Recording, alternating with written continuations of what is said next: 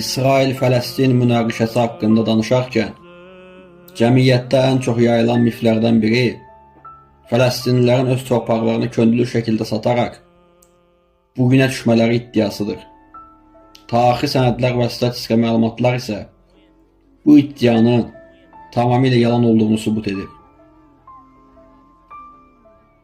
1947-ci il BMT-nin Fələstini bölmə planı, Front of Universal History Arch. 19-cu əsrin sonlarında Osmanlı İmperiyasının son dövrlərində Fələstin torpaqlarında Yahudi əhalisi ümumi əhalinin cəmi %5-ni, %8-ni təşkil edirdi. Və onların sahib olduqları torpaq sahəsi %1-dən az idi. Birinci Dünya müharibəsindən sonra bölgə Britaniyanın mandatlığına keçdi. Siyonist təşkilatların maliyyə dəstəyi ilə Fələstində sistemli torpaq alışları başladıldı. Lakin əksər hallarda torpaqlar Fələstinli kəndlilərdən deyil, Beyrutda, Şamda və ya Qahirədə yaşayan və Fələstində böyük ərazilərə sahib olan qeyri-Fələstinli feodallardan, məsələn, məşhur Sursok ailəsi satın alınırdı.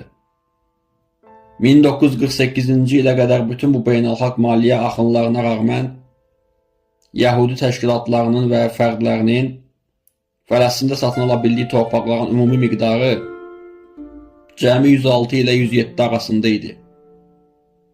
Qalan %93 torpaq tamamilə Fələstinlilərə və dövlətə məxsus idi. Bəs digər mühüm sual, Fələstinlilər Osmanlıya xəyanətin bədəlini mi ödəyirlər?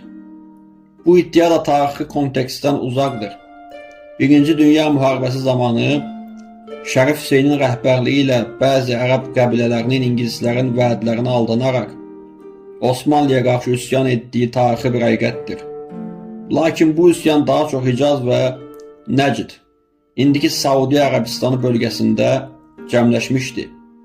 Fələstin xalqının böyük əksəriyyəti Osmanlı ordusunun sıralarında ingilislərə qarşı vuruşmuş, minlərlə Fələstinli əskər Çanaqqala və Qazla döyüşlərində şəhid olmuşdur. Buna görə də Fələstinlilərin bugünkü faciəsini